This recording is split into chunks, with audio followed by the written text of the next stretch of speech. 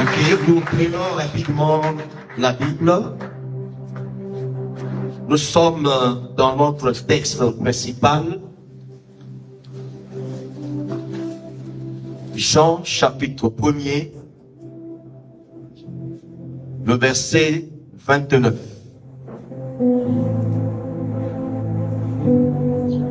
Le lecteur peut nous faire la lecture. Jean chapitre 1, le verset 29. Le son est bon, gardez ce décibel. Lisons la parole du Seigneur dans le livre de Jean, premier verset, chapitre 29. Le lendemain, il vit Jésus venant à lui et dit: Voici l'agneau de Dieu qui ôte le péché du monde. Parole du Seigneur. Amen. Il faut nous asseoir, que Dieu bénisse sa parole et il te bénisse aussi pour qui est présent ce matin. Amen, amen. Alors, nous continuons dans la dynamique notre thème sur le pouvoir de la grâce, la 5e partie et la fin. Je ne pouvais pas imaginer que ce thème allait nous conduire jusqu'à ce niveau.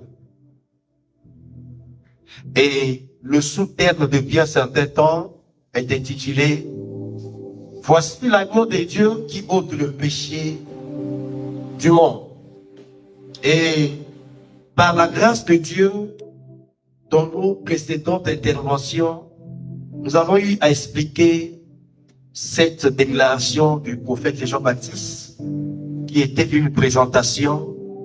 Voici l'agneau de Dieu qui ôte le péché du monde de plusieurs manières. C'est ainsi que nous allons encore continuer à donner quelques explications parce que l'écriture, c'est une richesse incompréhensible de Christ. Alors, nous poursuivons en donnant la signification sur l'expression ou encore la confession. Voici l'agneau de Dieu qui ôte le péché du monde. Lorsque Jean-Baptiste dit cela, il voulait encore signifier ceci. Voici enfin l'agneau prédestiné avant la fondation du monde. Disons Amen. Donc, lorsque Jean faisait la présentation de Jésus, voici l'agneau de Dieu qui ôte le péché du monde. En d'autres termes, il voulait tout simplement dire, voici enfin l'agneau qui était prédestiné, l'agneau qui était préparé, l'agneau qui était destiné avant la fondation du monde. Enfin, le voici. Disons Amen. Pouvons lire cela dans la première épître de l'apôtre Pierre, le chapitre 1, le verset 3. La parole nous dit ce matin, dans l'épître de 1 Pierre 1, 20, prédestiné avant la fondation du monde et manifesté à la fin des temps à cause de vous. Disons Amen. Prédestiné avant la fondation du monde et manifesté dans ces temps cause de vous. C'est ce que Pierre prêchait aux croyants de son époque. Que Dieu dans sa préscience, Dieu dans son omniscience, Dieu dans son amour infini, avait déjà mis l'agneau à part. Disons Amen. Alléluia. Donc quand Jean le présente, c'est ce qu'il voulait dire. Il voulait encore dire, voici enfin le sacrifice parfait tant attendu. Parce qu'avant que Jésus ne soit manifesté sur terre, il y avait de multiples sacrifices. Mais tous ces sacrifices, aucun n'était parfait. Amen. On peut lire. Lisons le livre de Hébreux dans le 1 Pierre 1, 18 à 19. Avant de lire Hébreux 10. 1 Pierre 1, 18 à 19.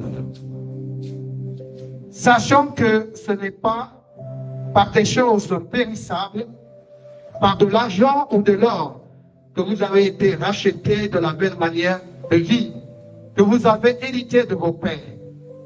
Mais par le sang précieux de Christ, comme dans l'agneau sans défaut et sans tache. Disons Amen. Disons encore Amen. Ici, l'apôtre Pierre est en train de nous révéler comment l'homme a été sauvé. Il dit que l'homme n'a pas été sauvé par des choses périssables. Ce qui signifie que dans ce monde, il y a des enseignements de salut qui sont dispensés avec des choses périssables. Il dit de l'or, de l'argent, non. Mais il dit que par le sang précieux de Jésus-Christ. L'agneau qui était mis à part, sans tache ni défaut. C'est ça la perfection. Disons Amen. Alléluia. Hébreux 10, on dit quoi? Hébreux nous enseigne ceci. En effet, la loi qui possède une ombre de bien, des biens à venir, et non l'exacte représentation des choses, ne peut jamais, par les mêmes sacrifices qu'on offre perpétuellement chaque année, amener les assistants à la perfection. Disons Amen. On parle autour de la loi où on expliquait plusieurs sacrifices qui se faisaient. Plusieurs sacrifices qui étaient offerts pour que l'homme soit pardonné, l'homme soit sauvé, mais ces sacrifices n'étaient pas parfaits.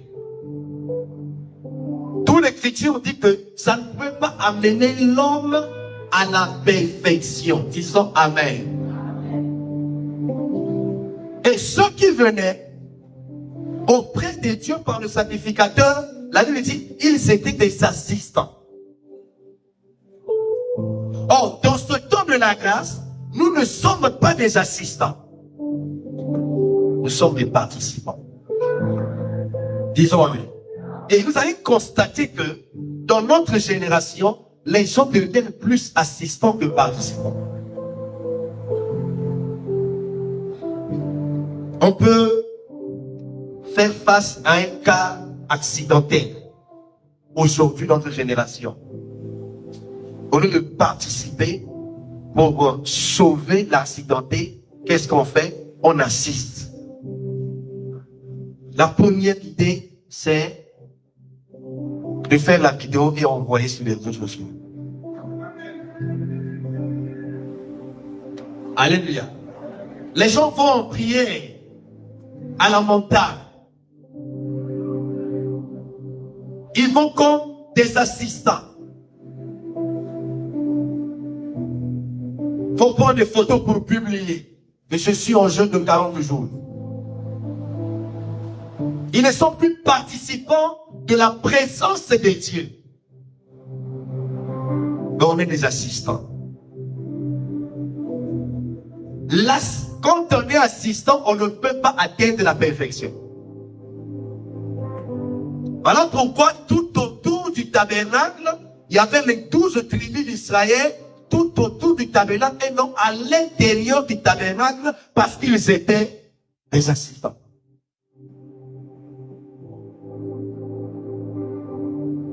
Mais la grâce de Dieu veut nous rendre participants. D'où l'Esprit de Dieu est en nous pour nous rendre participants.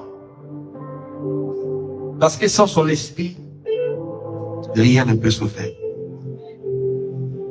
Si aujourd'hui nous sommes participants à sa nature, à sa présence, c'est parce que le sacrifice parfait était enfin manifesté en la personne de Jésus-Christ. Est-ce qu'on peut acclamer Jésus?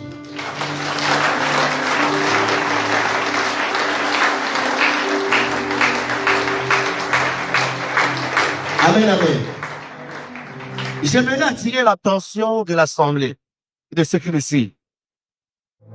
Lorsque vous lisez Jean chapitre 1, le verset 29 que nous venons de lire tout à l'heure, vous constaterez avec moi que dans le contexte, le prophète Jean-Baptiste voit venir à lui un homme. Alléluia. Il voit venir en lui un homme. Mais en le présentant, il l'identifie à un animal.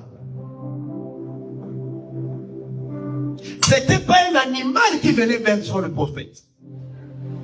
C'était bel et bien un homme avec 2 jambes, 2 pieds, 2 mains, 2 yeux. C'était pas un animal à 4 pattes qui venait à lui. Mais c'était un homme qui venait à Jean-Baptiste. Mais il le présente en l'identifiant à un animal. Alléluia. Et quand il parlait de lui, il ne faisait pas allusion à un animal. Il parlait bel et bien d'un homme. Laissons me lire cela dans Jean, chapitre 1er, le verset 26 à 30. Lisons la parole du Seigneur. Jean leur répondit, moi, je baptise d'eau. Mais au milieu de vous, il y a quelqu'un que vous ne connaissez pas, qui vient après moi. Je ne suis pas digne de délier les courroies de ses sandales. Ces choses se passèrent en Béthanie, au-delà du Jourdain, où Jean baptisait. Le lendemain, il vit Jésus venant à lui et dit, voici l'agneau de Dieu qui ôte le péché du monde. C'est celui dont j'ai dit, après moi vient un homme qui m'a précédé, car il était avant moi. Disons Amen. Pendant que les gens ont eu l'écho du ministère de Jean-Baptiste. Jean-Baptiste ne prêchait pas dans la cité. Jean-Baptiste est parti prêcher dans le désert. Un lieu éloigné de la campagne de la ville. Mais cependant, son ministère avait de l'écho. Alléluia. Alléluia. Nous sommes dans une génération où des jeunes serviteurs sont en train de toucher nos interdits pour que leur ministère puisse avoir de l'écho. Oui, vous allez toucher. Le ministère aura un écho, mais un écho éphémère. Alléluia. Il était très loin dans le désert, mais son ministère avait de l'écho. Et quand le ministère a de l'écho, ce ne sont pas tous ceux qui entendent l'écho du ministère qui aimeront ce ministère.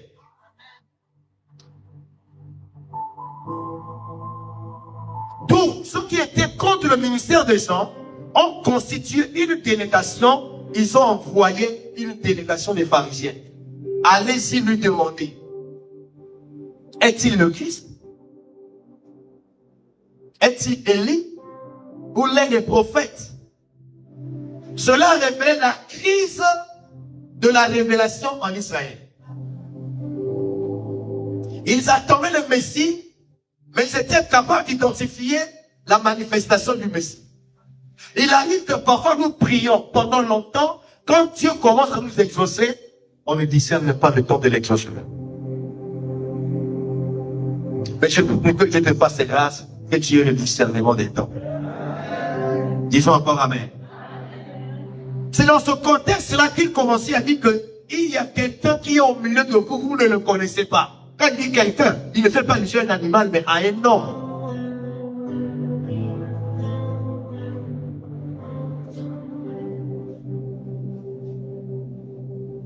Il ne parlait pas encore d'un animal, mais il parlait d'un homme. Je vais relire un passage.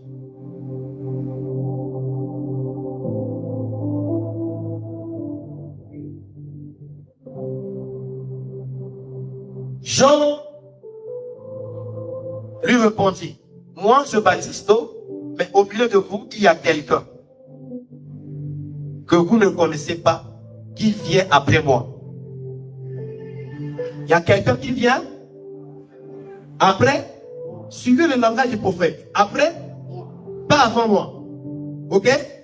Après, moi, je faisais allusion à un homme. Verset 30.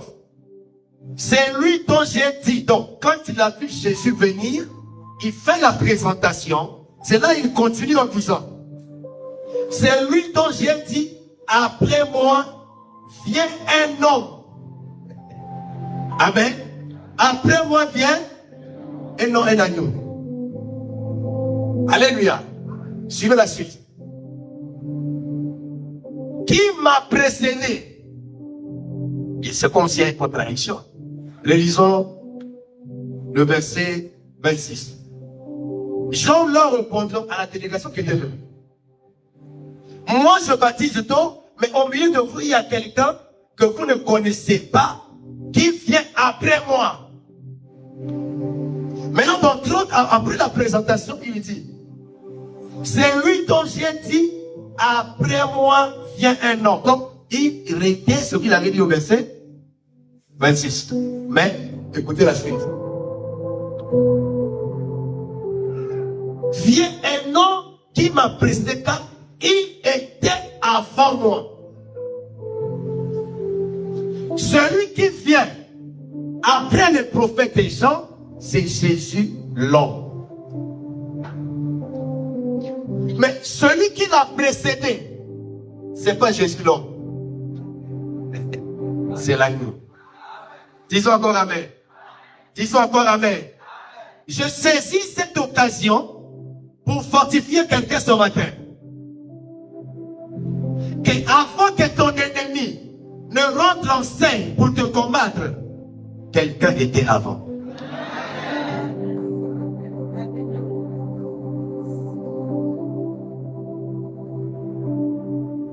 Avant qu'on puisse sacrifier un bouc, un taureau, un corps dans ta famille pour te condamner, un agneau était mis à part avant.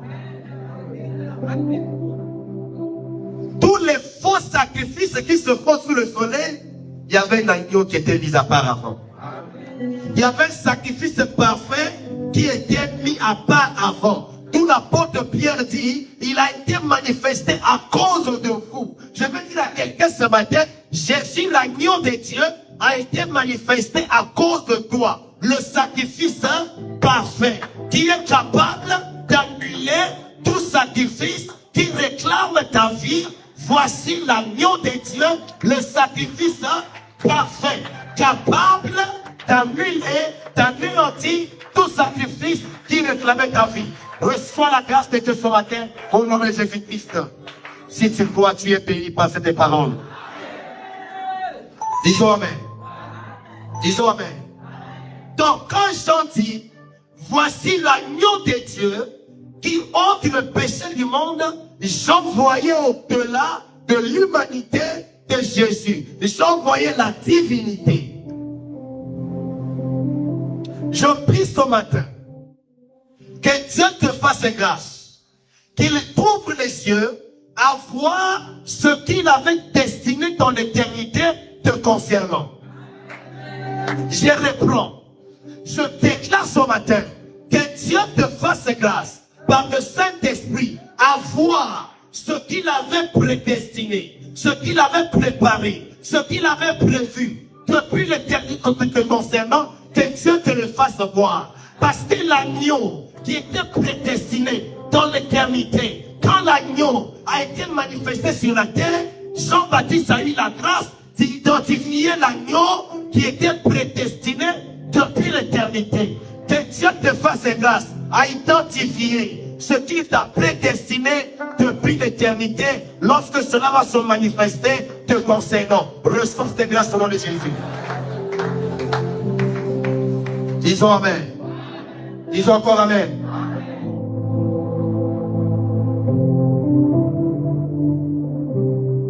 Quand Jean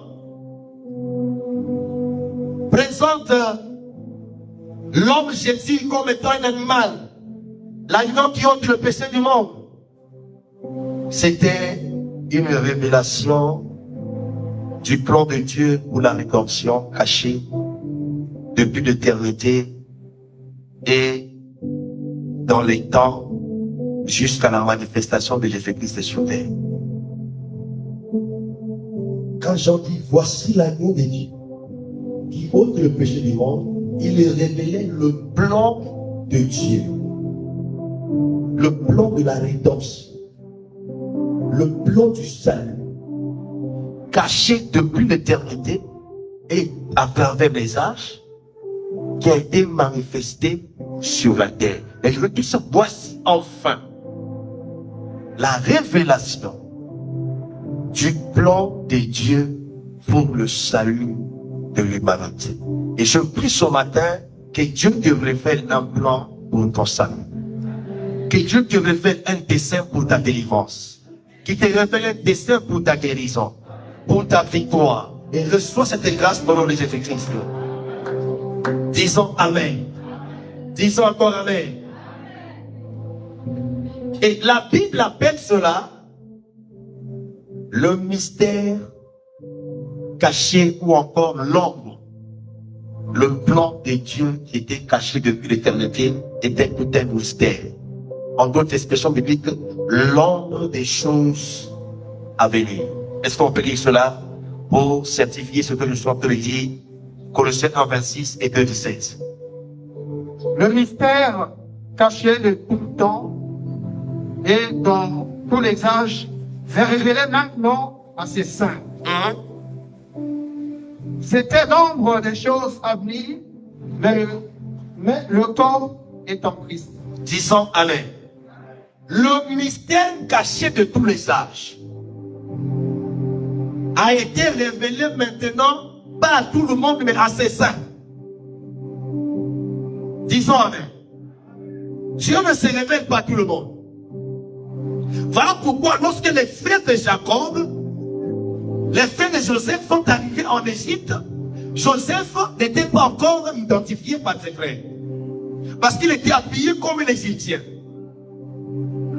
Quand Joseph voulait se dévoiler à ses frères, il a fait sortir tous les serviteurs égyptiens. Quand il a fait sortir les serviteurs égyptiens de la salle, c'est là où il va ôter tout ce qu'il avait comme habillement, il va se dévoiler à ses frères. C'était une action, un mouvement prophétique qui annonçait comment Christ va se dévoiler aux siens. Disons Amen. Disons encore Amen. N'oubliez pas que Jésus-Christ est l'époux de l'Église. Et c'est l'époux qui doit se dévoiler devant l'épouse. Disons encore Amen. Disons encore Amen. Et il dit à savoir, Christ en nous, l'espérance de la gloire. Le but de la révélation d'un mystère biblique, c'est d'amener Christ dans l'homme.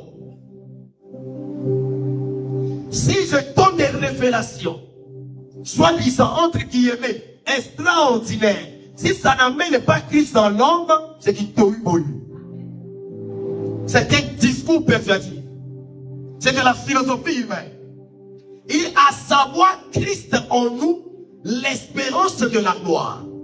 Parce que Christ qui est un mystère caché, doit être révélé, c'est pour que Christ soit dans l'homme. Voilà pourquoi dans tous les temps, Christ ne peut pas être à l'intérieur de l'homme d'une manière permanente. Parce qu'il était encore un mystère caché. Quand Christ était dans l'homme, c'était un moment qui était restreint. Pour accomplir une tâche, une mission, il s'est retiré. Voilà pourquoi la Bible dit, les prophètes qui ont prophétisé touchant la grâce avaient l'esprit de Christ qui était en eux. Et donc l'esprit de Jésus. Quand on parle de l'esprit de Christ, c'est la divinité. Et quand l'esprit venait en eux, les remplissait, les saisissait, les conduisait à parler de la part de Dieu. Quand ils finissent de parler, l'esprit se retirait. Parce que le temps n'était pas encore manifesté pour que le Saint-Esprit soit rendu disponible dans le cœur de l'homme. Donc quand il enseignait ses apôtres, il dit que lorsque je m'en irai, je vous enverrai un autre consolateur. Quand il viendra, il demeurera avec vous. Or, dans l'Ancien Testament, aucun saint, aucun croyant ne pouvait demeurer dans la relation avec Dieu. Pourquoi? Parce que le sacrifice parfait n'était pas encore offert pour que le Père puisse agréer le sacrifice afin que l'Esprit vienne habiter dans nous. Alléluia. Disons encore Amen. Tout est, Colossiens 2 dit que non, toutes ces choses qui se faisaient, c'était l'ombre des choses à venir. Le corps est en Christ. D'autres personnes disent la réalité est en Christ. Donc tout ce qui se faisait dans l'Ancien Testament, c'était un mystère qui cachait la réalité. Maintenant, quand on utilise l'expression corps, ça signifie quoi? Que lorsque nous prêchons la parole, avant que la parole soit introduite dans la vie des gens, la parole doit revêtir le corps de Christ.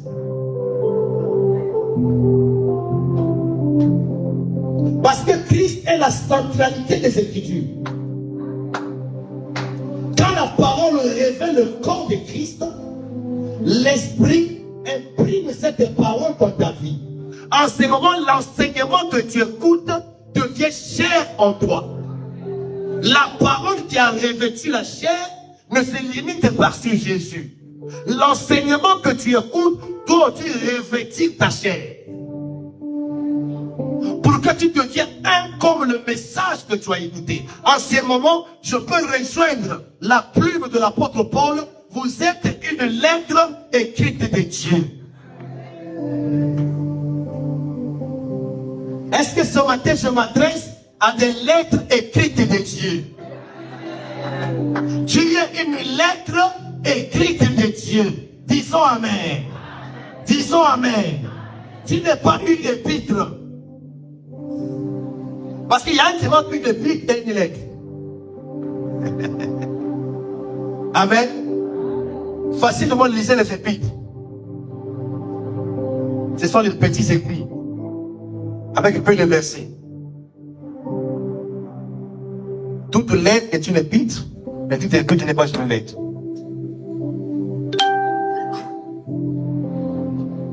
Tu es une lettre écrite par l'encre de l'Esprit du Seigneur. Disons Amen. Et personne ne peut effacer ce que Dieu a écrit. Disons Amen. Voilà pourquoi sur la croix, quand ils ont écrit, celui-ci est le roi des Juifs. On a voulu effacer cela. Ce qui est écrit est écrit. Je vais dire la qualité, ce qui est écrit est écrit. Cela n'est pas écrit avec le stylo des hommes. Parce que le stylo des hommes a une certaine quantité mesurable de l'encre. Le stylo de Dieu, c'est le doigt de Dieu. Le doigt de Dieu, c'est l'Esprit de Dieu. L'encre a la couleur rouge. L'encre de Dieu a la couleur rouge. C'est la couleur de l'agneau. Le sang précieux. Tu dois croire à l'évangile de la grâce. Si le sang d'un taureau, d'un bouc, d'une vache, d'un corps, d'une poule a été coulé pour te réclamer, ce sang-là n'est pas précieux. De Genèse à Apocalypse, il n'y a qu'un sang précieux. C'est le sang de l'agneau qui ôte le péché de l'humanité. Si ton péché a été ôté, le reste est ôté. Disons encore Amen. Disons encore Amen. Disons encore Amen. C'était l'homme qui cachait la réalité. Tout ce qui se fait dans l'ancienne alliance était un mystère, mais qui cachait la réalité. Tout quand la réalité s'est manifestée, le point dit, voici l'agneau qui ôte le péché du monde. Tu es venu ce matin, tu m'écoutes, tu te poses les questions. Comment je vais faire? Comment cela va-t-il arriver? Je te dis, voici l'agneau de Dieu. Qui va me secourir? Je te dis, voici l'agneau de Dieu. Qui m'ouvrira cette porte? Je te dis, voici l'agneau de Dieu. Qui peut encore me relever de ce péché, de ce mal? Je te dis, voici l'agneau de Dieu qui ôte le péché du monde.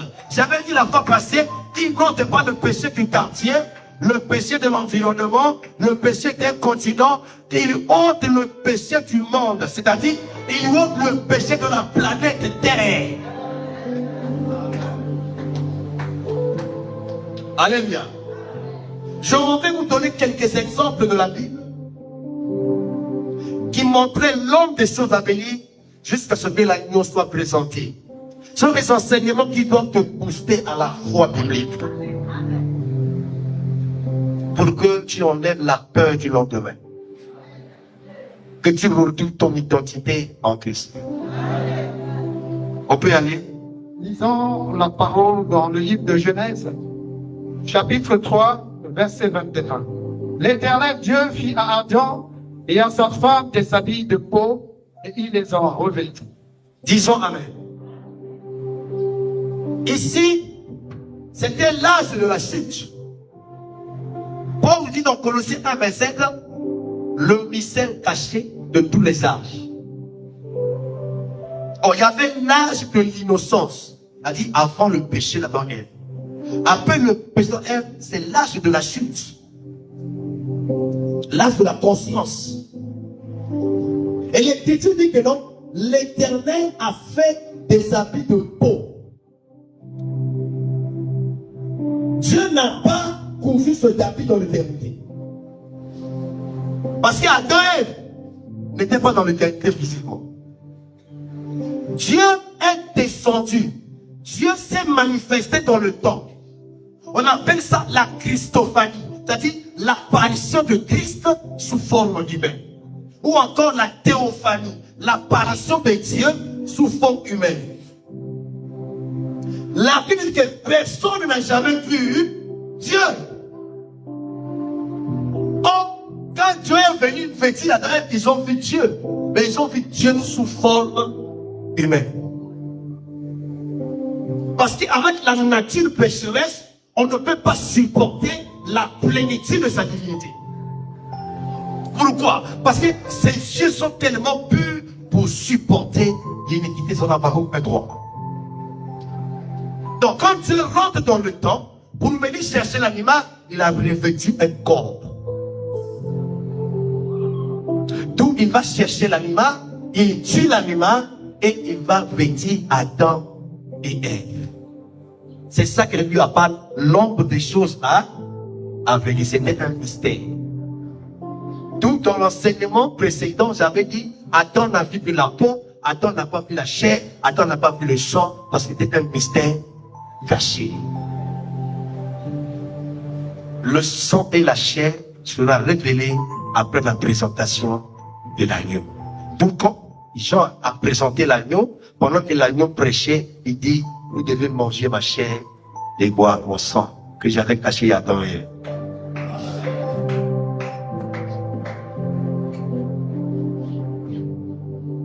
Manger sa chair, il devient un cannibale, un sorcier, un occultiste. Non, c'est un langage biblique. La chair de Jésus, c'est la parole. D'où, à la fin de sa crucifixion, il a pris le pain, il brise les pains, il dit, prenez ceci est mon corps, ma chair. S'il vous plaît, les disciples ont mangé un pain brisé. Ils n'ont pas mangé un pain en entier. Le pain en entier, c'est ça le corps de Jésus qui n'est pas encore arrivé à la croix. Ce corps ne sauve pas, il peut guérir. Ce corps-là peut faire des miracles, vous allez manger les pains et les poissons. Mais le corps qui sort, c'est le corps qui est brisé à la croix. Pourquoi? Parce que quand le corps est brisé à la croix, le vin doit sortir.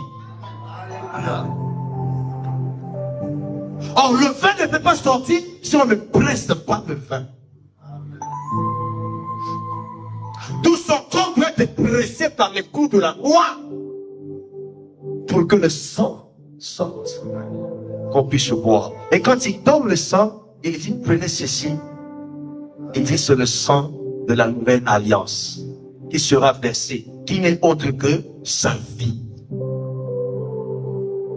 Donc, pour que nous ayons la vie, il a fallu que le corps de Jésus soit pressé. Voilà pourquoi il est venu ôter le péché en portant le péché. Disons Amen.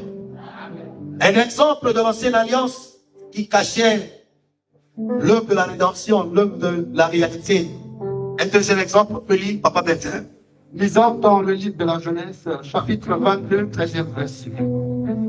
Alors Abraham leva les yeux et vit derrière lui un bélier retenu dans les buissons par les cornes. Et Abraham alla prendre le bélier et l'offrit en holocauste à la place de son fils. Amen. Évolue encore. Troisième exemple, et je vais revenir sur l'explication. Pendant que nous sommes en train de lire, je vois le Saint-Esprit qui est en train de faire un travail dans vos esprits ce matin. Lisons Genèse encore, chapitre 37, 20e verset. 20 et 23. 20 et 33. Venez maintenant, tuons-le et jetons-le dans une des citernes. Nous dirons qu'une bête féroce l'a dévoré et nous reverrons que deviendront ses cendres. Au 33e verset, il dit, Jacob l'a reconnu et dit, c'est la tunique de mon fils. Une bête féroce l'a dévoré. Joseph a été mis en pièces. Disons Amen. Je vous invite à être scotché sur les trois passages exemplaires qui cachaient l'œuvre de l'année manifestée dans ce temps. Le premier exemple, nous voyons Dieu qui quitte l'éternité, qui entre dans le temps, il va le sur la chaîne. Nous voyons l'homme. Et l'homme va vers un animal. Le deuxième exemple, dans Genèse 22, nous voyons Dieu qui demande à Abraham de lui offrir son fils Isaac, donc un homme. Amen. 3 jours après, Abraham arrive au sommet. Derrière Abraham, il y avait un bélier. Nous voyons encore un homme Isaac, un animal, un bélier. Troisième exemple. Les frères de Joseph ont résolu de le tuer. Mais un va dire, non, ne le tuons pas, vendons-le. Cependant, faisons une mise en scène pour simuler sa mort. Allons dire au père Jacob qu'une bête féroce l'a dévoré. On voit encore Joseph un nom, et puis une bête féroce, une prétendue bête féroce. Donc vous allez constater que à chaque fois, à côté de l'homme, il y avait un animal.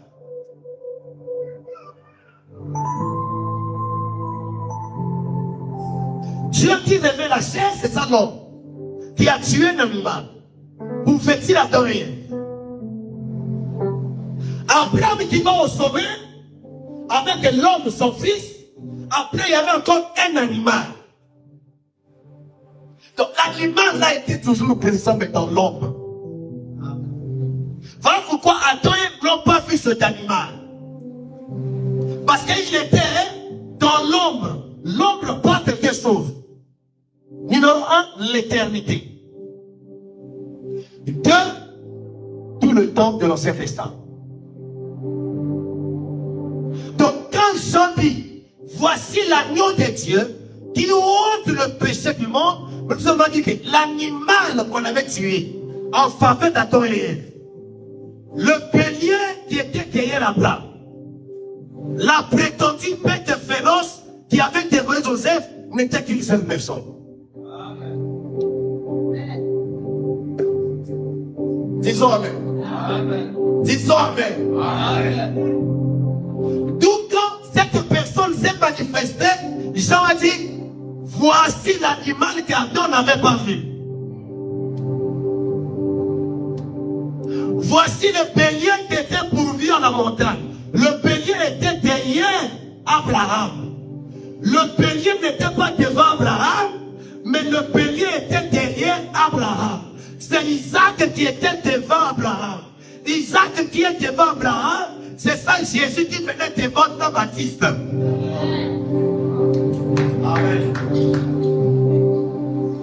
Le bélier qui est derrière, c'est ça l'agneau. Donc selon la Bible, bélier égale l'agneau, agneau égale bélier. Bélier égale bête féroce égale bélier, bête féroce égale agneau, parce que c'est la même personne. Pourquoi c'est la même personne? Parce que l'animal que Dieu avait sacrifié était mort en lieu et place d'Adam et Ève pour leur justifier en leur donnant le traitement. Le bélier était mort en lieu et place d'Isaac. La première résolution, c'était la mort de Joseph. En disant que allons-y mentir, qu'une bête féroce l'a dévoré, dans la dimension prophétique, la bête là avait pris la place de Joseph dans la pensée de ses frères pour qu'il ne le tue pas. Et vous allez constater, là supportez ça, que Jacob était en deuil pendant que Joseph était vivant. C'est fort. Oh, Jacob qui était en deuil était à Canaan. Oh, Canaan c'est une ville de vallée de montagnes. C'est ça Dieu qui était en deuil dans l'éternité parce qu'il a mis l'agneau à part. Pour Dieu, l'agneau était déjà immolé, il était en deuil. Amen. Quand est-ce que Dieu va enlever son deuil? C'est lorsqu'il va descendre dans le temps. Donc Jacob doit descendre en Égypte pour nous réaliser qu'en fait Joseph n'était pas mort. Il a enlevé son deuil. Oh, Joseph qui n'était pas mort, c'était la résurrection de Jésus-Christ. Isaac qui est monté, c'est ça la mort. Isaac qui revient, c'est la résurrection. Donc quand Abraham montait, il était en deuil. Parce que pour lui, Isaac était déjà mort. Quand il descend, il n'est plus en deuil. C'est la résurrection. Dis encore amen. Pendant que je parle, ce sont l'onction de la divinité. Quand il dit, voici l'agneau qui ôte le péché du monde, nous avons dit, voici enfin la divinité de Jésus. Que pour ôter le péché, c'est une affaire de divinité. Ce n'est que la divinité qui peut ôter le péché. La divinité, c'est Dieu. Amen, amen, amen. Que Dieu nous bénisse.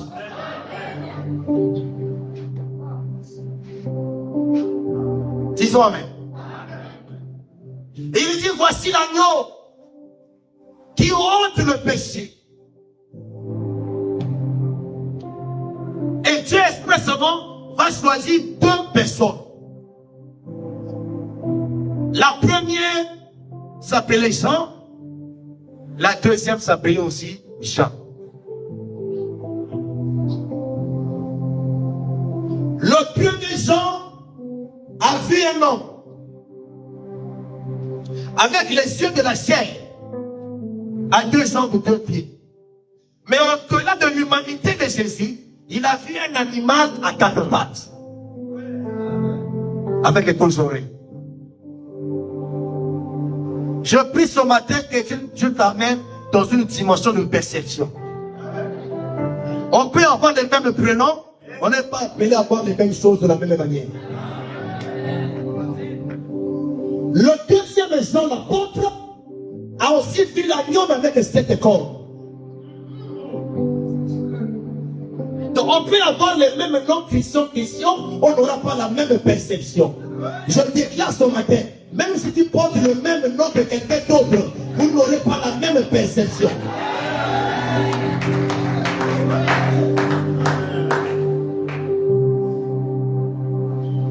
Jean le prophète a vu l'agneau qui doit ôter le péché. Mais Jean l'apôtre a vu l'agneau immolé. Amen. Or, on ne peut pas l'immoler s'il ne peut pas ôter le péché. On peut lire? Amen. Lisons la parole dans le livre de Romains 1 au 20. En effet, les perfections invisibles de Dieu, sa puissance éternelle et sa divinité se voient comme à l'œil depuis la création du monde. Quand on les considère dans ses ouvrages, ils sont comme inexcusables. Apocalypse 5, 9. Merci de me rattraper pour ce passage. Et il chantait un cantique nouveau en disant, tu es digne de prendre le livre et d'en ouvrir les sceaux, car tu as été immolé et tu as racheté pour Dieu par ton sang des hommes de toute tribu, de toute langue, de tout peuple et de toute nation. Disons Amen. Romains 1, 20 nous dit, il nous dit en effet les perfections invisibles de Dieu. Les perfections invisibles de Dieu. Donc il y a les perfections visibles et les perfections invisibles. Amen. Sa puissance éternelle. Sa puissance éternelle. Éternelle, bien-aimé. Quelle que soit la puissance de ton adversaire, elle n'est pas éternelle. La puissance des sorciers n'est pas éternelle. La puissance des marabouts n'est pas éternelle. La puissance des esprits des sols n'est pas éternelle. La puissance des gens des cercles n'est pas éternelle. La puissance des francs-maçons, des loses, de la maïkari, de nos poids, elle n'est pas éternelle. La puissance qui est éternelle, c'est celle de Dieu. C'est celle de Dieu. Notre puissance, c'est pas Dieu sans fin forte. Notre puissance, c'est la honte de tension. C'est la honte de tension. Pendant que je parle, quelle l'onction de la honte de tension que c'est dit l'entier. Pendant que je parle, quelle la puissance de la honte de tension que touche ceux qui me suivent. S'il y a un malade, quelle l'onction de la tension de dégage. Et reçois la guérison de Jésus.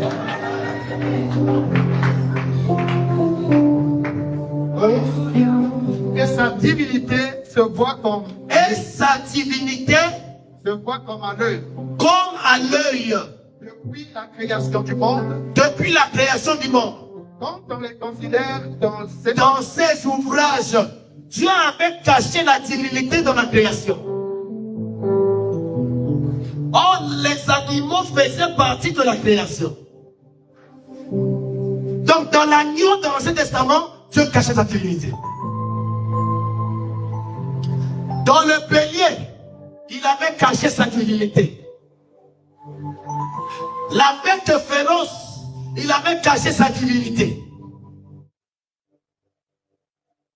Donc, quand Jean dit, voici là, il dit, voici enfin la divinité cachée de tous les temps, de tous les âges.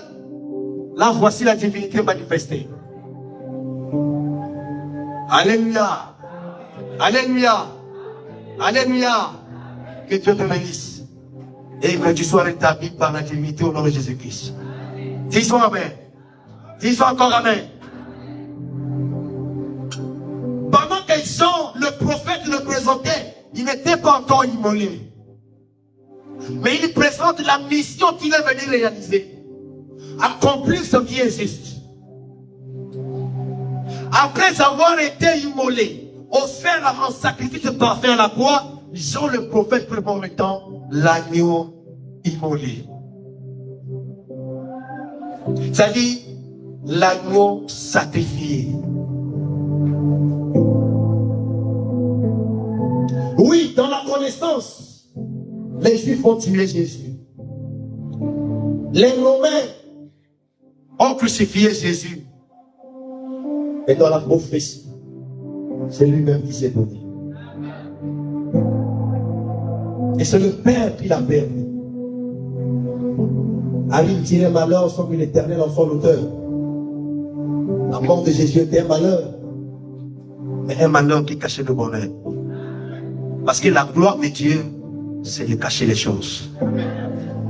D'où lorsque nous avons la révélation des choses cachées, on dit que Christ est en nous, l'espérance de la gloire. Tu ne peux pas prétendre avoir Christ en toi et ne pas espérer à la gloire.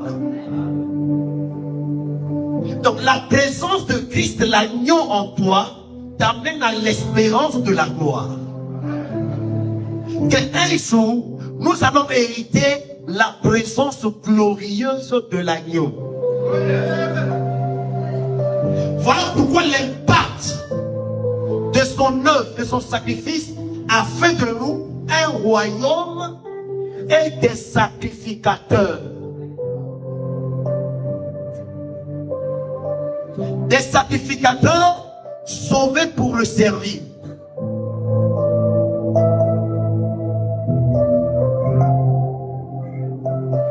Parce que nous exerçons un sacerdoce royal. Donc toi et moi, nous servons dans un sacerdoce parfait, qui a les meilleures promesses. C'est ça le troupeau de Jacob chez Laban, qui était acheté et marketé. Or, nous sommes achetés et marketés par le sang de l'agneau. Je veux dire à quelqu'un ce matin, que personne ne me fasse de la peine, parce que je porte sur mon corps les marques de Jésus. Ce n'est pas les tatouages des Indiens, ce n'est pas les tatouages des Italiens, des Occidentaux, mais sur mon corps, je porte les marques de Jésus. Et ce matin, si tu es venu avec le tatouage, parce que tu étais païen, mais en Christ, le sang précieux te lave, te nettoie, te purifie, te sanctifie. Est-ce que ce matin, on peut plonger dans l'océan de son sang? Est-ce qu'on peut plonger dans l'océan de son sang? Le sang de l'agneau, le sang qui nous a lavés. Nous qui étions dans la boue, dans le péché, dans l'iniquité, mais son sang qui est si pur est venu nous laver. Dans le sang de Dieu, il y avait l'ADN du Père.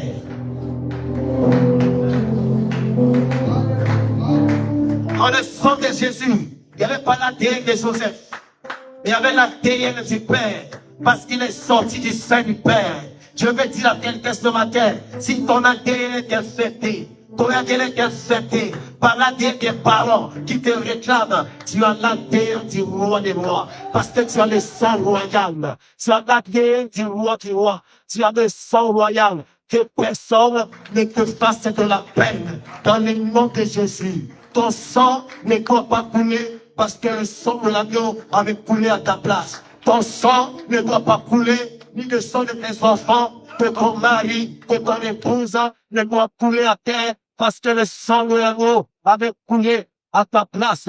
Quand le sang coulait, il tombait à terre, il purifiait la terre, pour que la terre puisse encore produire à nouveau. Oh, les résultats, là on peut dire, partout là où vous allez fouler, la pointe de vos pieds, il nous est donné en possession, parce que la terre a reçu le sang, la terre a été rachetée, pour que l'homme a racheté, pour se marcher sur la terre, qui a été racheté et régné comme un roi des rois, dans un sacerdoce royal, d'une nation sainte, qui est appelé à annoncer les vertus du Dieu.